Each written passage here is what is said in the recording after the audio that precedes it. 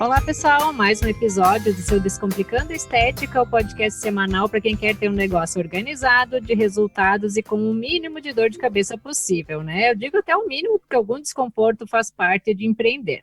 E já jogando tudo isso nos ouvidos de vocês, hoje estamos com mais uma convidada especial para falar sobre marketing, principalmente o marketing atual, aquele com propósito, né? Mas antes das devidas apresentações, eu gostaria de dar um olá ao Gabriel e pedir para que ele conceitue um pouquinho aqui para nós o que é o marketing. Oi, Cris. Oi para você que nos escuta, seja muito bem-vinda, muito bem-vindo.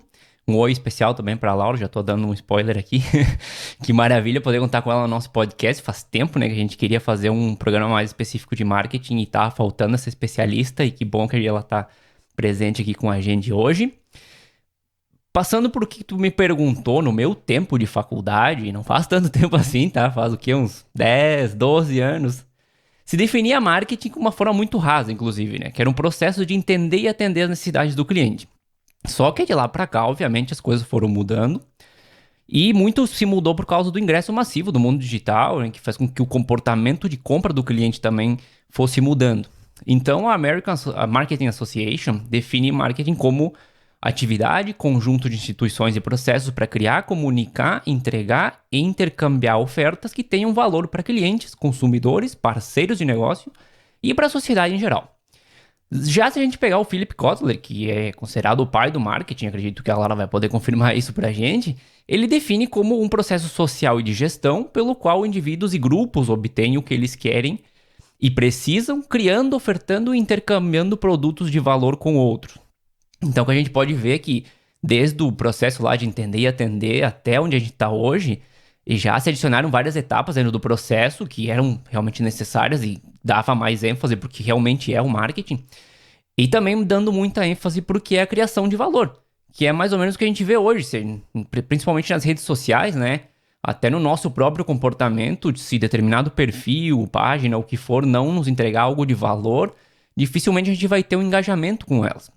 Mas vamos trocar essa ideia com a Laura, espero que ela já tenha pego o seu cafezinho, um chá, enfim, o que for, porque eu tenho certeza que essa conversa vai render bastante por aqui. É isso mesmo, Gabriel. Eu acho sempre muito interessante saber toda a história por trás daquilo que a gente está conhecendo, seja uma pessoa, um produto ou um serviço, né? Quando eu olho um perfil de uma empresa, eu sempre fico curiosa por saber quem é de quem é esse perfil, né? Quem é que está por trás desse negócio, como é que ele surgiu. Então, já dando a deixa do que a gente vai começar a abordar por aqui, eu gostaria de dar um olá também para Laura Buffon, ela que é especialista em marketing com propósito, para que ela se apresente aqui, então, para a gente já nos diga por que é tão importante que você apareça nas redes sociais do seu negócio. Olá, pessoal! Agradeço muito a Cris, ao Gabriel, por estar participando do Descomplicando Estética. É uma honra para mim ter recebido esse convite. Muito obrigada, Cris, novamente. Me apresentando um pouquinho, eu me chamo Laura Buffon, sou especialista em marketing digital.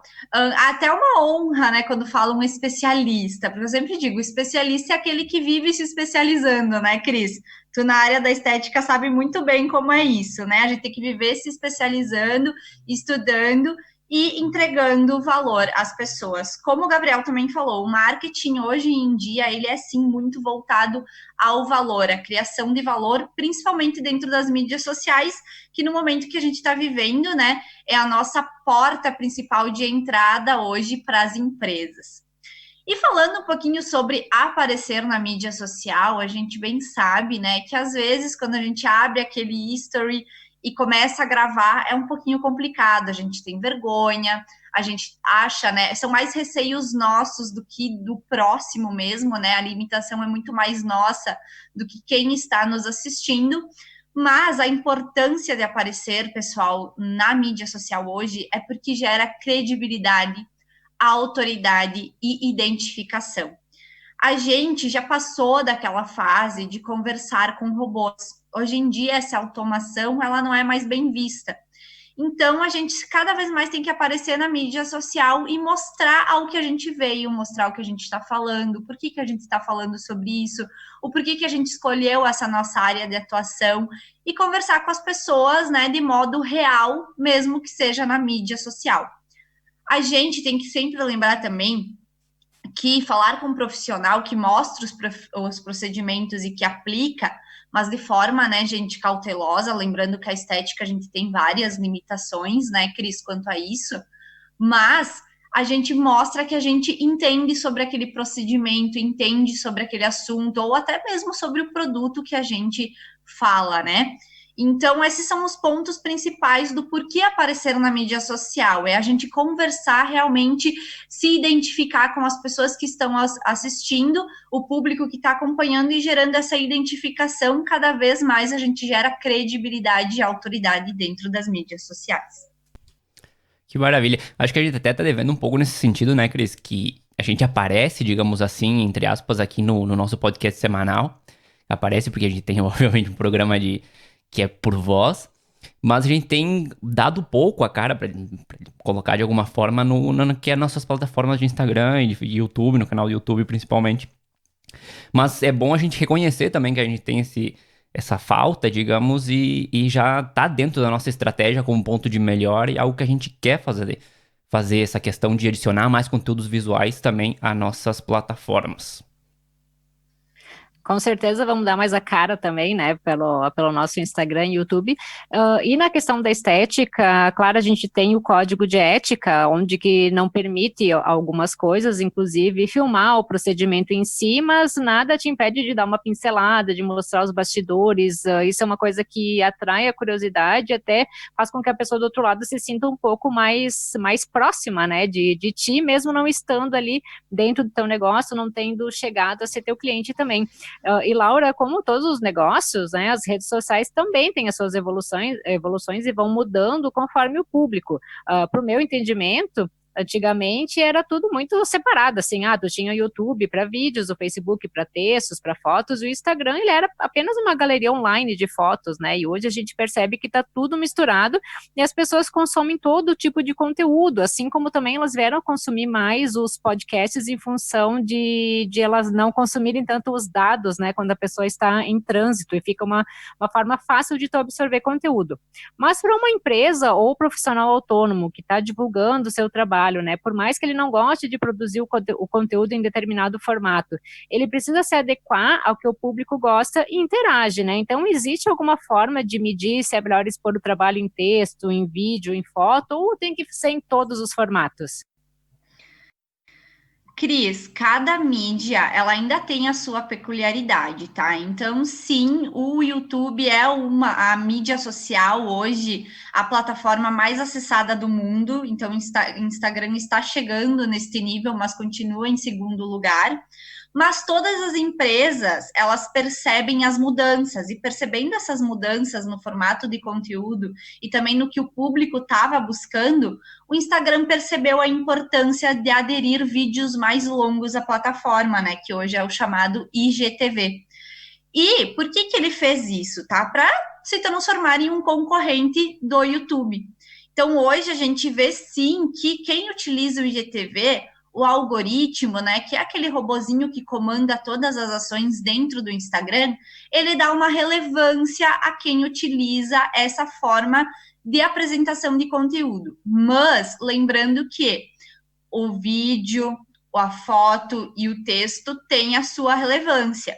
Mas é muito importante conhecer o público. Não é porque agora a gente tem o IGTV que só ele é relevante. Ele tem uma entrega maior devido a ser uma novidade, mas não necessariamente perdendo o espaço dos outros formatos de conteúdo.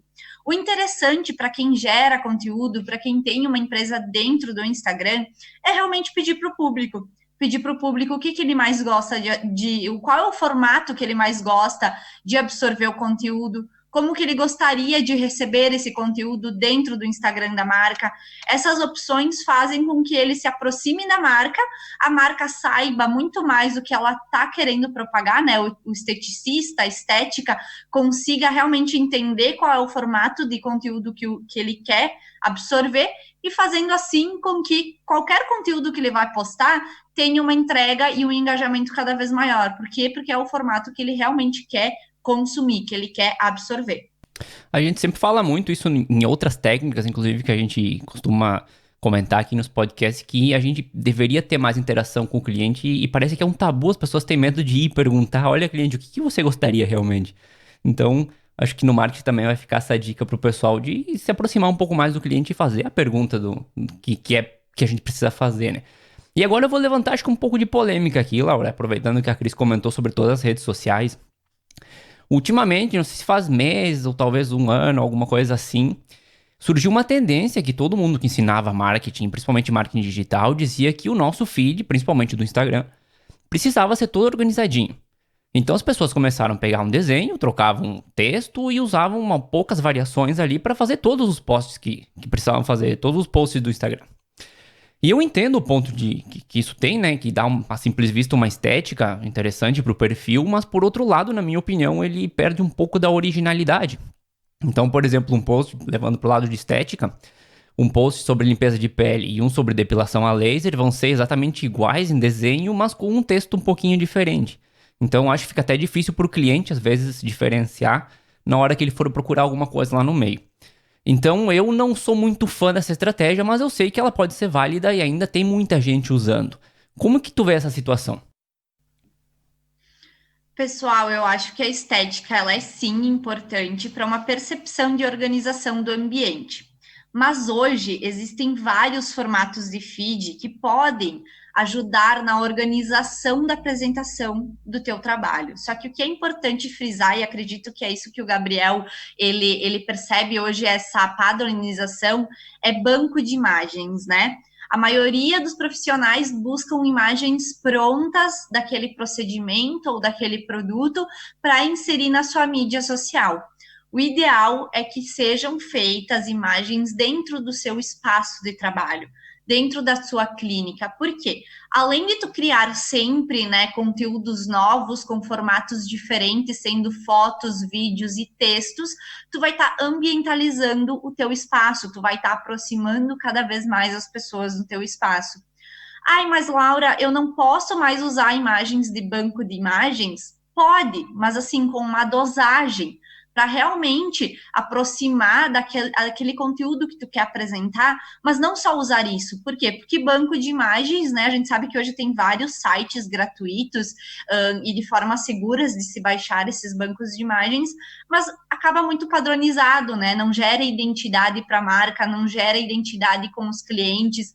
Muitas vezes, né, são pessoas meio que reais nesses bancos de imagens. Então, quando tu traz um cliente, quando tu traz uma pessoa para dentro da tua estética, para dentro do teu espaço de trabalho, e tu realmente mostra como é, né, o teu espaço de trabalho e fotos dentro dele, acaba aproximando muito mais e acaba não ficando um feed tão igual, né?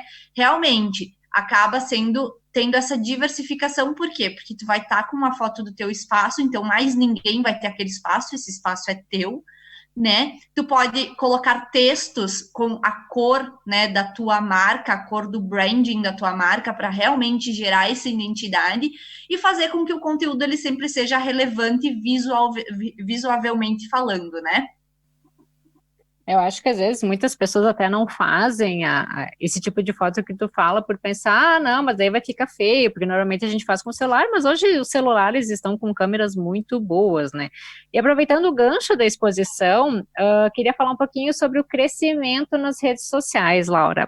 E quando a gente junta essas palavras, né, a maioria das pessoas acaba pensando em número de seguidores. Algo curioso que aconteceu comigo esses dias foi uma pessoa que procurou para parceria através do perfil da Bio, né? Então lá fui eu espiar o que essa pessoa fazia e tal. Então era alguém que eu nunca tinha visto.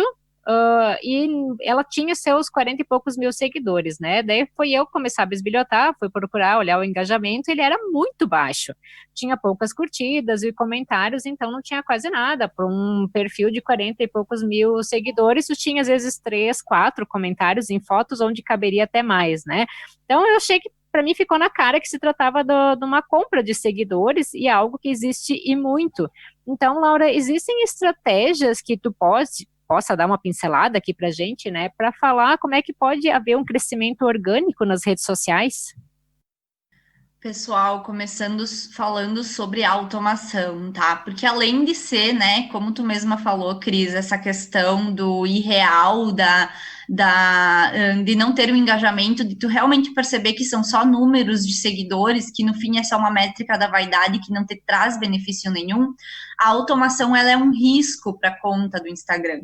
Ela é um risco para quem utiliza. Por quê? Porque o Instagram ele pode punir e pode punir de forma severa essa automação e quem utiliza ela. Então, pode banir do Instagram, pode simplesmente apagar o arroba, né, o perfil que utiliza do buscador do Instagram. Então, são vários fatores que realmente acabam com a credibilidade do teu perfil, né? E no fim é só uma métrica da vaidade que não vai te pagar boleto algum, né? São só números de seguidores que não vão contribuir com isso. Para ter um crescimento orgânico e realmente crescer de forma concreta dentro do Instagram, é investir em interação. É utilizar ao máximo as ferramentas que o Instagram ele disponibiliza, né? E entregar um conteúdo de qualidade, pessoal. Não existe segredo dentro das mídias, tá? É só realmente você analisar o teu público, analisar o que ele busca absorver de conteúdo e cada vez mais entregar um conteúdo de qualidade. É realmente ter aquele post diversificado, que uma hora você faz um vídeo, depois você faz uma foto, depois você faz um texto falando sobre, aí você mostra a tua rotina, a rotina da tua estética, da tua empresa dentro dos stories.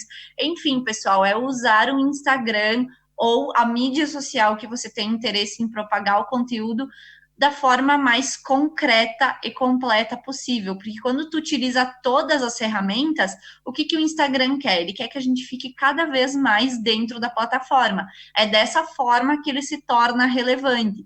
E fazendo conteúdos, quem te segue vai ficar cada vez mais te acompanhando também. Então, é um jogo de troca. Quanto mais você der, mais você vai receber.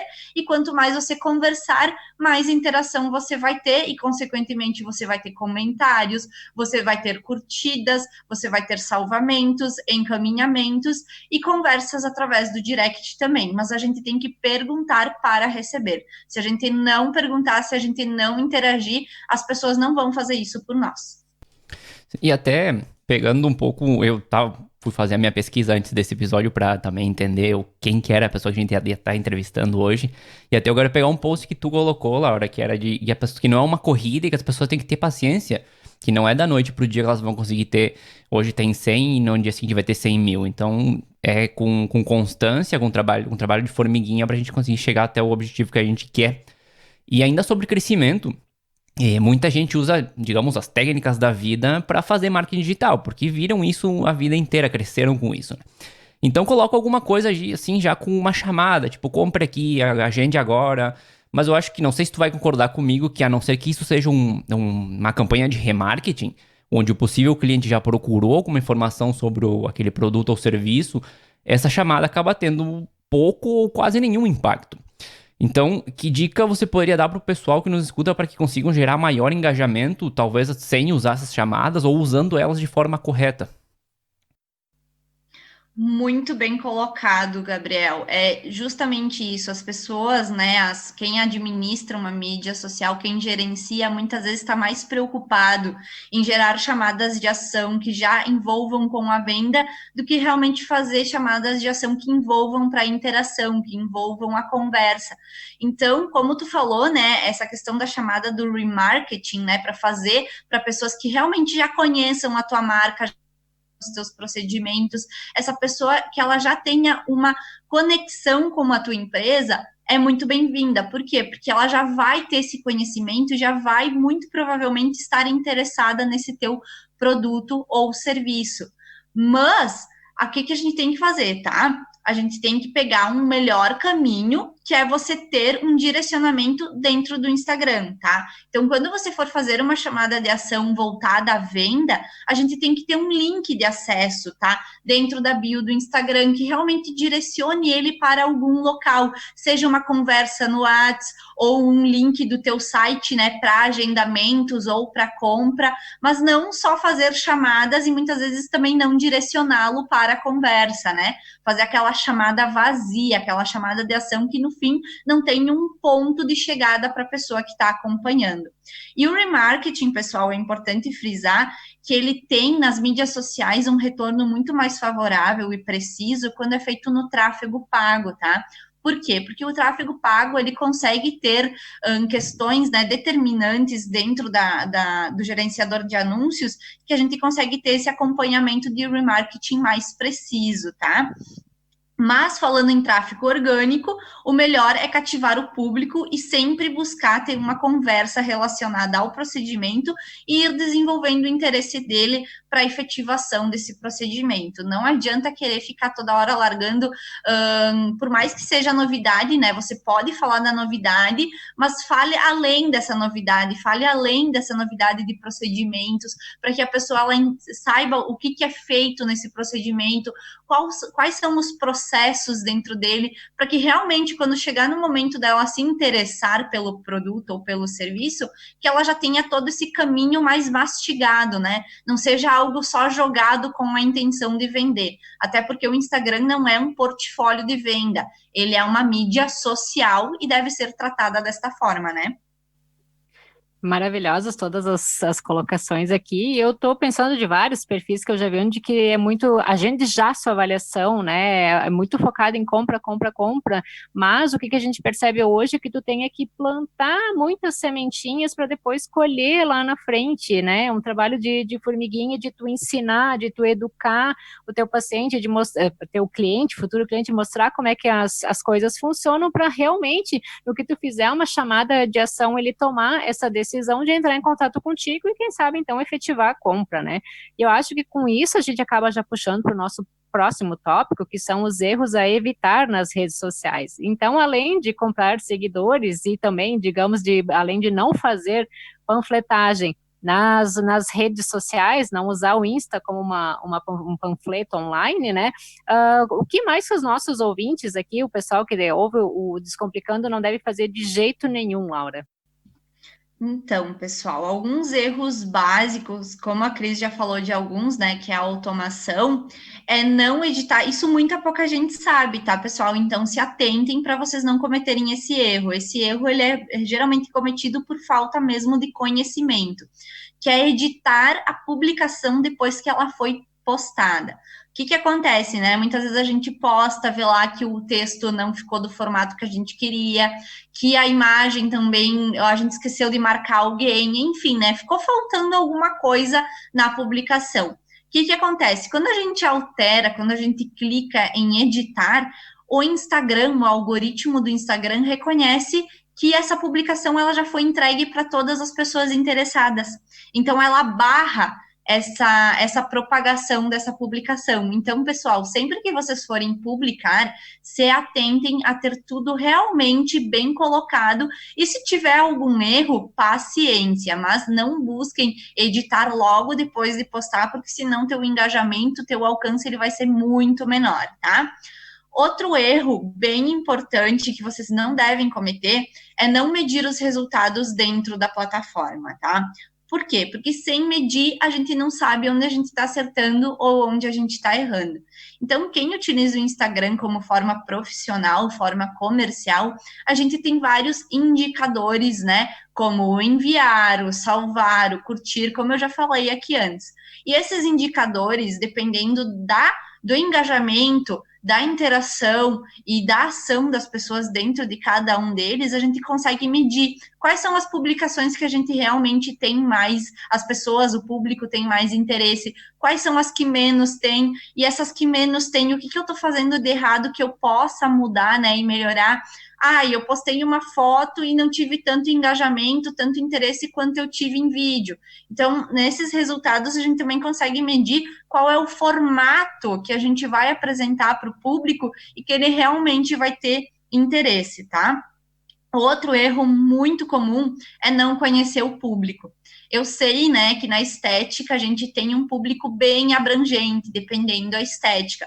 Mas é importante que a gente fale com cada público como qual, né? Falando de pessoa para pessoa. Se tu tá falando hoje sobre um procedimento que é feito por uma pessoa de 15 a 20 anos, a gente não deve lidar da mesma forma e falar da mesma forma quando for um procedimento de uma pessoa de 40 a 45 anos. Por quê? Porque a forma de comunicação, ela muda. E mudando, né, a nossa vida mudando, a nossa percepção muda também, então o público muda. Quando você for fazer um conteúdo voltado a cada faixa etária, principalmente dentro do teu perfil, tente sempre se aproximar à vida, né, ao cotidiano daquele público, da faixa etária daquele público, para que realmente esse direcionamento ele seja mais preciso. Esses são alguns erros, pessoal, que geralmente são bem cometidos e que as pessoas, na maioria das vezes, cometem sem nem saber, né? Então, eu acho bem importante frisá-los. Olha que legal, eu já vou passar lá nas redes sociais que eu costumo dar uma administrada e fazer esses ajustes que a Laura tá comentando. E para fugir um pouco do digital, até a gente acabou entrando um pouco nesse assunto agora, nessa última resposta, que tem sido a base da nossa conversa até agora, mas enfim. A gente também tem o marketing tradicional, e que é o mundo das rádios, revista, jornal, televisão, para quem tem orçamento, obviamente. E o digital, é claro, ele é extremamente importante por ser grátis, então acaba sendo o foco da maioria das pessoas. Mas dentro da estética, e até a Cris aqui pode me ajudar, mas existe a possibilidade de atender pessoas entre 15 a 16 até sobre 70. E muita gente que acaba sendo cliente não é tão adepta assim à tecnologia e menos ainda à rede social. Ou às vezes dá só uma passadinha lá, mas não interage muito. E em cidades menores, ainda existe aquele status, né, de, tô na rádio, tá no Jornal da Cidade, enfim, dá aquele status especial pro negócio. Então, minha pergunta ficou enorme, mas vamos lá. Qual a importância, principalmente para o mundo da estética, de estar também nesse marketing tradicional? Eu sei que a gente já vai comentar sobre o gerenciador de anúncios, inclusive, mas até pensando nisso, no lugar de gastar, não sei, 100, 200, 300 reais em uma campanha mal segmentada, talvez colocar isso no marketing tradicional não poderia ser mais interessante até? Então, pessoal, todo direcionamento, quando ele é pensado de forma estratégica e principalmente estruturado pensando na sua ou nas suas personas, é um teste que vale a pena ser feito. O marketing tradicional, ele te abre portas incríveis e gera sim muita credibilidade. Mas se for feito de forma superficial, realmente não irá ter retorno, né? Então, assim, eu sempre falo, a gente tem que estar de mente e corpo em todo lugar que a gente está presente. Então, se a gente está na mídia social, que a gente se dedique e que a gente tenha, né, esse esforço dentro da mídia social e nos outros canais da mesma forma, né? Tentar diversificar o conteúdo e ser o mais abrangente possível em qualquer local que a gente esteja. Mas engana-se quando a gente fala que o crescimento orgânico também não tem custo específico, tá, pessoal? Por quê? Porque para a gente ter um crescimento orgânico também qualificado, a gente tem que sim buscar cursos, consultorias, enfim, embasamentos que nos levem a ter um diferencial. Mas a gente também tem muito perfil hoje que fala, né, nas mídias sociais sobre marketing, tanto marketing digital quanto marketing tradicional. Então, é muito bom a gente dar essa esmiuçada, você que tem interesse em desenvolver a sua mídia social, dar essa pesquisada para que realmente tu tenha esse retorno, mesmo sendo, né, gratuito. Mas a gente também tem que levar em conta, né, pessoal, o nosso tempo. Então, tudo é investimento. Tempo é investimento e o investimento específico em marketing também. Mas eu sou uma defensora muito assídua do marketing em geral, tá? Que é pensando no gerador de atração e até o atendimento pós-venda. Então, é no marketing em geral, é na parte do atendimento, na parte da comunicação através do WhatsApp, outro canal de comunicação que vocês também tenham, né, que a empresa também tenha. Enfim, a gente tem que medir os nossos esforços e colocar ele em uma parcela de cada atividade para que realmente elas sejam muito bem estruturadas e tenham um retorno positivo. Mas o marketing tradicional, ele é necessário, não se enganem achando que o marketing digital vai ser o bote de salvação da empresa, ele é um caminho, mas dentre tantos outros caminhos que a gente deve seguir também.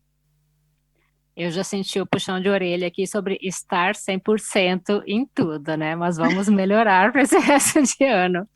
Laura, já te contei esses dias, né, que eu não tive uma experiência muito legal com o tal do gerenciador de anúncios. Eu quis fuçar lá sozinha, eu não soube selecionar certo o que eu queria, eu acabei gastando um valor, então, que não me trouxe nenhum retorno. Fiz tudo errado lá.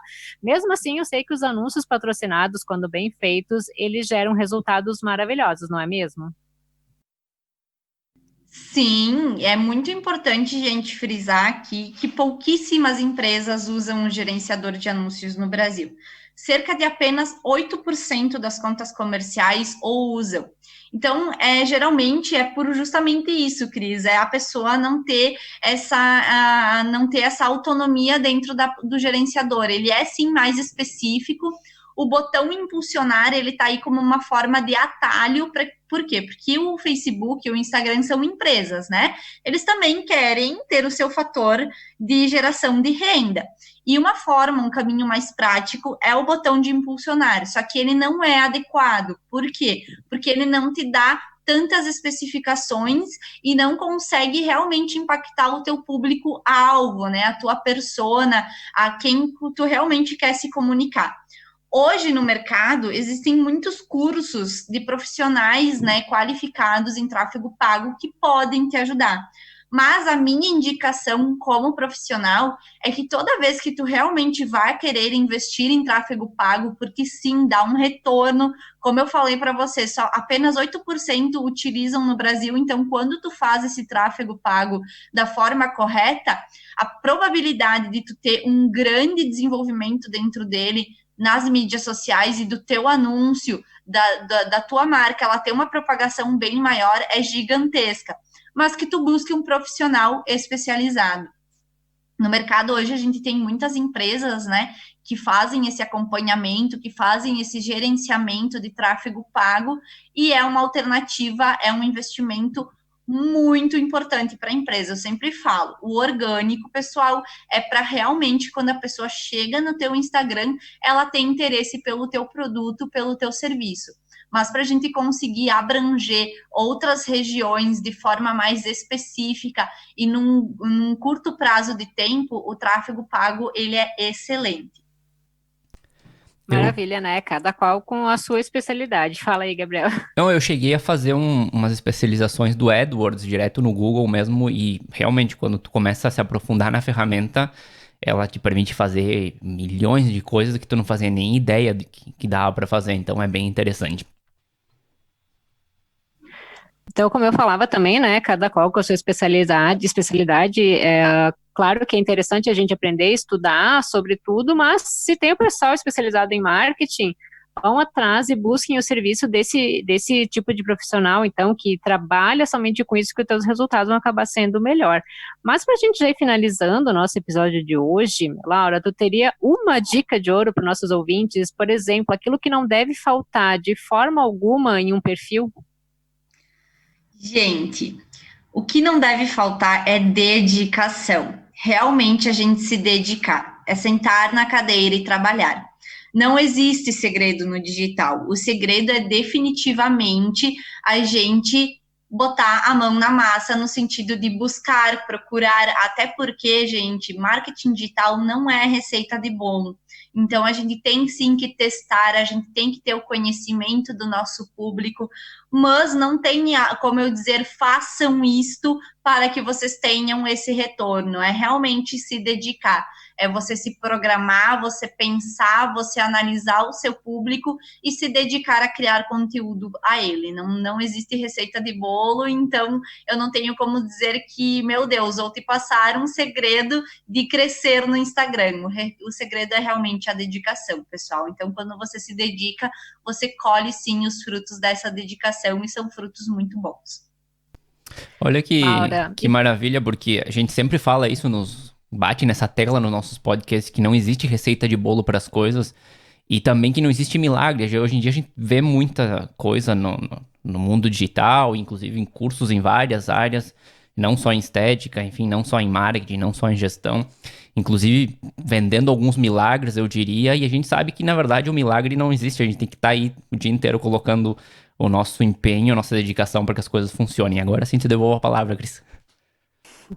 Não tem problema. Mas é aquilo que a gente fala realmente, né? Toda semana aqui, aquilo que a gente foca, que a gente trabalha direitinho e faz com honestidade, tende a crescer, né? Devagar, passinho de formiga, mas as coisas funcionam.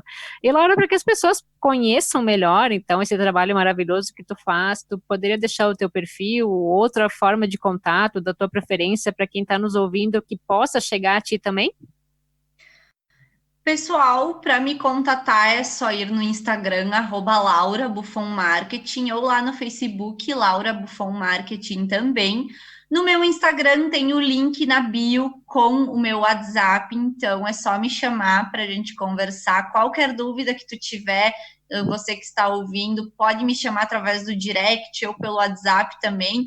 Estou sempre à disposição. Na minha mídia social tem muito conteúdo relevante, tem várias explicações, eu sempre busco ajudá-los, né, com o meu conhecimento em marketing, e esses são os canais que vocês podem me encontrar. Maravilha, a gente vai te marcar também, obviamente, quando a gente publicar o episódio, Laura, para que o pessoal possa ir diretamente pro teu perfil e conhecer esse trabalho que realmente é muito legal. E hoje acho que a gente vai ficando por aqui, né, Cris?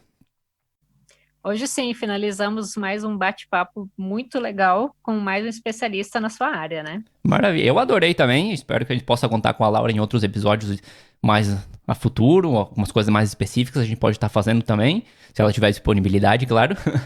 E era isso. A gente vai ficando por aqui. A música de abertura do nosso programa é Feeling Good da PurplePlanet.com. E claro que na próxima semana a gente vai estar de volta com mais um assunto interessante para você. Até mais, Cris. Até mais, Laura. Muito obrigado. Até mais, agradeço novamente a participação. Com certeza estarei presente em mais podcasts. Adoro falar de marketing, então para mim isso nunca é um problema. Até mais, pessoal. Agradeço novamente e é muito bom estar participando do podcast hoje. Também agradeço. Até a próxima semana. Beijo para todos.